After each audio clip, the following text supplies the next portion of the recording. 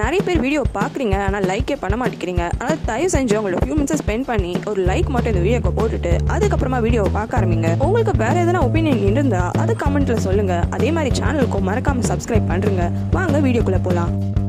பார்க்கும் ஹெட் ஆஃபீஸரும் அடுத்தது யூனாவோட பாட்டி கிட்ட தான் போயிட்டு விசாரிக்கிறாங்க. ஆனால் ஆல்ரெடி யுஞ்சி பாட்டியை மிரட்டி வச்சிருந்ததுனால பாட்டி தேவனா மட்டும் பதில் சொல்றாங்க. மற்ற விஷயம்லாம் எனக்கு தெரியாது அப்படின்ட்டு சொல்லிடுறாங்க. இப்போ உங்களை பார்த்துக்கிற ப்ரொஃபஷனல் ஹெல்ப்பர் எப்படின்ட்டு கேட்குறாங்க. ஆனால் அதுக்கு பாட்டி, எனக்கு மற்றவங்க கிட்டலாம் ரொம்பலாம் கதை பேச பிடிக்காது, என் வேலை உண்டு நான் உண்டுன்னு மட்டும்தான் இருப்பேன்ட்டு அதுக்கும் பதில் அப்படி சொன்னதுனால இவங்களுக்கு என்ன பண்ணுறதுன்னு தெரியல.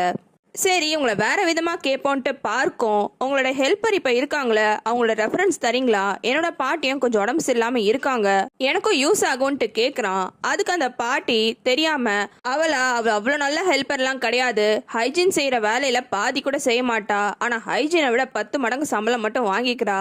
உடனே ஹெட் ஆஃபீஸரும், இப்போ உங்களை பார்த்துக்கிறது ஒரு ப்ரொஃபஷனல் ஹெல்ப்பரு, ஆனால் அவங்கள விட ஹைஜீன் உங்களை நல்லா பார்த்துக்கிட்டான்னு சொல்றீங்களா? கொஞ்ச நேரத்துக்கு முன்னாடி தான் ஹைஜீனை ஒழுங்காக வேலை பண்ணலன்னு சொன்னீங்க. ஒருவேளை உங்களுக்கு ஹைஜீன் வேலையை விட்டு போனதுனால கோமா அப்படின்ட்டு பார்க்கும் கேட்குறான். பாட்டிக்கும் தெரியுது அவங்க உளறி இருக்காங்கன்ட்டு, ஆனால் அது எப்படியோ சமாளிக்க ட்ரை பண்ணிடுறாங்க. அதுக்கப்புறமா இவங்க 2 பேரும் லஞ்ச் சாப்பிட்றதுக்காக காயங்கோட அம்மா வச்சிருக்க ரெஸ்டாரண்ட்டுக்கு தான் போறாங்க. அங்க சாப்பிட்டுட்டே இந்த கேஸ் விஷயமா பேசும்போது 2 பேருக்குமே ஏதோ ஒரு விஷயம் தப்பா இருக்கே, சரிப்பட்டே வரமாட்டேங்குதுன்னு மட்டும் புரியுது. ஹெட் ஆஃபீஸரும் கன்ஃபியூஸ் ஆயிடுறாரு. ஹைஜீன் ஏன் இந்த மாதிரி வேலைலாம் பண்ணா? முதல்ல அவ பாட்டியை தான் கரெக்ட் பண்ணியிருக்கா, பாட்டிக்காக எல்லா வேலையும் செஞ்சிருக்கா. அதுக்கப்புறமா அப்படியே படிப்படியா அசம்பிளி மேனையும் ட்ரை பண்ணியிருக்கா.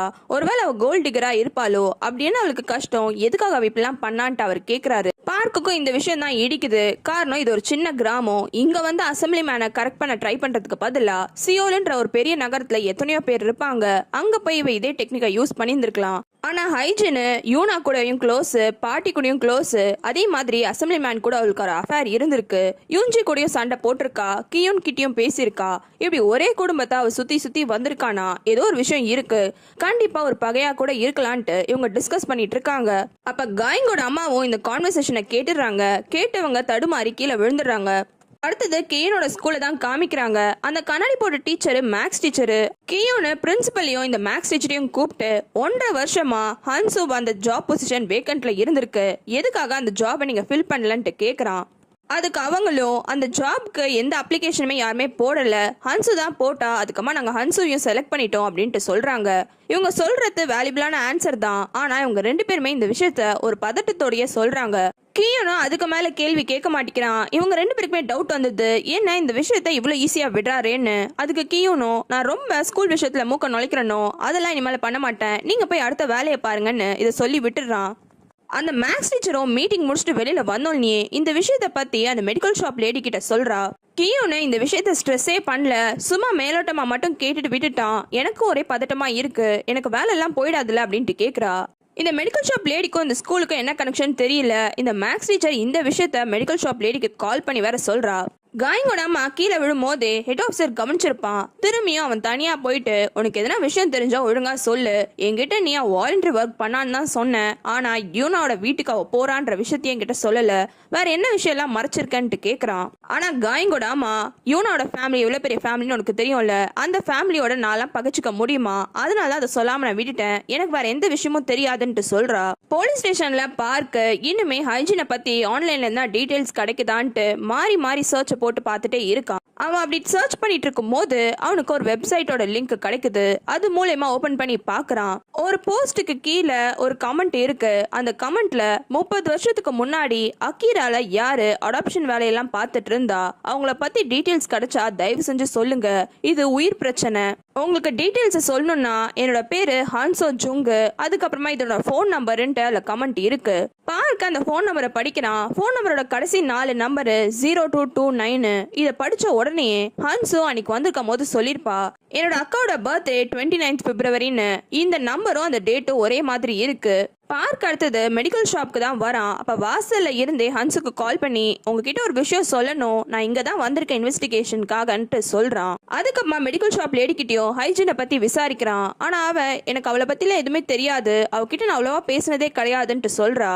அதுக்கு பார்க்கும், உங்க மாமாக்கும் அவளுக்கு இருக்க கனெக்ஷன் எனக்கு தெரியும்ட்டு சொல்றான். அப்புறமா தான் மெடிக்கல் ஷாப் லேடியும் நானும் அவளும் டென்னிஸ் கோர்ட்ல ஒன்னா விளையாடுவோம். அந்த இன்சிடென்ட்டுக்கு அப்புறமா அவ வரத்தையே நிறுத்திட்டா.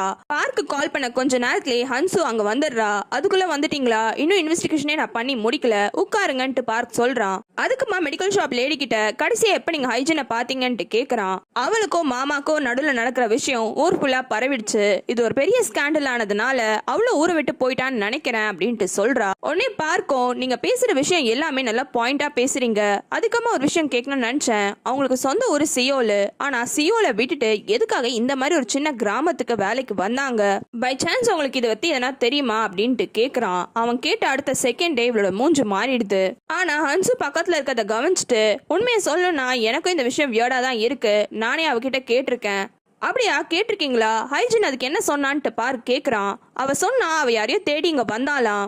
யாரை தேடி வந்தான்லாம் என்கிட்ட ஸ்பெசிஃபிக்கா சொல்லல, ஆனா அவ ஃபேமிலி மெம்பர் யாரையோ தேடி தான் வந்திருக்கா போல இருக்குன்னு ஹன்சுவை பார்த்த மாதிரியே சொல்றா. ஹைஜீன் ஃபேமிலி தேடி வந்தான்னு தெரிஞ்சோடனே பார்க்கும், ஹைஜீனுக்கு அம்மா மட்டும்தான் இருக்காங்க.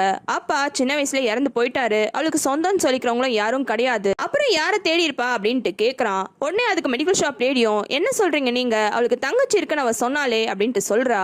தங்கச்சிலாம் இருக்கான்னு பார்க்கும் அருமா கேக்குறான். ஆமா, அவளுக்கு ஒரு தங்கச்சி இருக்கா, அந்த தங்கச்சி சீக்கிரமாவே வந்து அவளை மீட் பண்ணுவான்னு என்கிட்ட சொன்னாலே.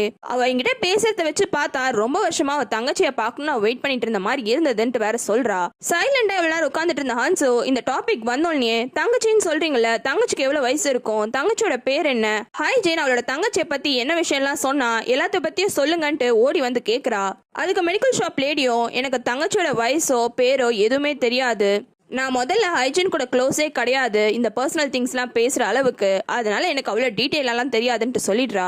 ஆனா கடைசியா முடிக்கும் போது, ஆமா எதுக்காக நீ அதை பத்தி கேட்கறன்ட்டு மட்டும் கேட்கறா. பார்க்கு ஹன்சுவை அங்கிருந்து கூட்டிட்டு வந்துடுறான். அப்ப ஹன்சுவும் பார்க்கிட்ட, என்னை சுத்தி நிறைய விஷயம் நடக்குது, அதெல்லாம் வச்சு பார்க்கும்போது ஹைஜீன் தான் என்னோட அக்காவோன்னு எனக்கு சந்தேகம் வருதுன்ட்டு சொல்றா.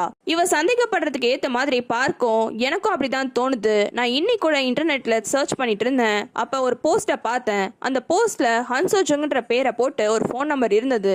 அதுல கடைசி 4 நம்பர் உன்னோட அக்காவோட பர்த்டேன்ட்டு சொல்றான். உடனே ஹன்சுவும், என்னோட அக்காவோட பேர் போட்டிருந்ததா, எனக்கு ஒண்ணுமே புரியலையே, என்னோட அக்காவுக்கு அம்மாவே கிடையாது, ஆனா ஹைஜீனுக்கு அம்மா இருக்காங்க. பார்க்கும், அப்போ சில பேருக்கு லைஃப்ல நிறைய விஷயம் கோயின்சிடென்ட்டா நடக்கலாம், ஆனா இந்த கேஸ்ல இருக்கிற எல்லாமே கோயின்சிடென்ட்டா இருக்கு. கியோனா அதே நேரம் அந்த இன்வெஸ்டிகேட்டர் மூலமா ஹைஜீனோட கிளாஸ்மேட்டை கண்டுபிடிச்சிடுறான். அங்க போயிட்டு அவகிட்டயும் விசாரிக்கிறான். அவ ஹை ஸ்கூல்ல எனக்கு ஃப்ரெண்ட் எல்லாம் கிடையாது, கிளாஸ்மேட்னு கூட சொல்ல முடியாது, வந்த கொஞ்ச நாள்லயே அவ போயிட்டா. ஆனா கொஞ்சம் வருஷத்துக்கு முன்னாடி நான் அவளை சியோல்ல பார்த்தேன், அவ தான் ஹன்சோ ஜுங்குன்னு எனக்கு நல்லாவே தெரியும் அப்படின்ட்டு சொல்றா. எப்படி நீ ஷியோரா சொல்ற அவ தான் ஹன்சோ ஜுங்குன்னு கியோன் கேக்குறான். நான் அவளை கூப்பிட்டனே, கூப்பிட்ட உடனே அவளும் நின்னா, அப்படி அவ பேர் அது இல்லைன்னா அவன் ஏன் நிக்க போறா? அது மட்டும் இல்லாம அவ எவ்வளவு அழகா இருப்பா தெரியுமா? அவ்வளவு அழகான மூஞ்ச என்னால எப்படி மறக்க முடியும்? நான் நிறுத்தி அவகிட்ட பேச ட்ரை பண்ணேன், ஆனா அவ நான் அது கிடையாதுன்ட்டு சொல்லிட்டு போயிட்டா அப்படின்ட்டு சொல்றா.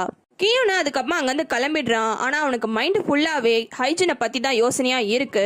யுஞ்சி வேற ஹைஜீன் உயிரோட இல்ல, அதனால அவளால திரும்பி எந்த பிரச்சனையும் வராதுன்னு சந்தோஷப்பட்டிருப்பா. ஆனா அதே அப்பாவோ, நான் கண்டிப்பா கொலை பண்ணல, உன்னை கொலகாரனோட பையன்ற பேரை கண்டிப்பா வாங்கி தர மாட்டேன்ட்டு வேற சொல்றான். இவங்க 2 பேர்ல யாரோ ஒரு ஆள் தான் ஏதோ பண்ணிருக்காங்க, ஆனா யாருன்னு தான் தெரியலையேன்னு கியோன்னு ரொம்ப கன்ஃபியூஸ் ஆயிட்டே ஓட்டுறான். அப்ப தெரியாம ஒரு ஆளை இடிக்கவே வந்துடுறான். உங்களுக்கு வேற சீரிஸ் பார்க்கணும்னா கமெண்ட்ல சொல்லுங்க.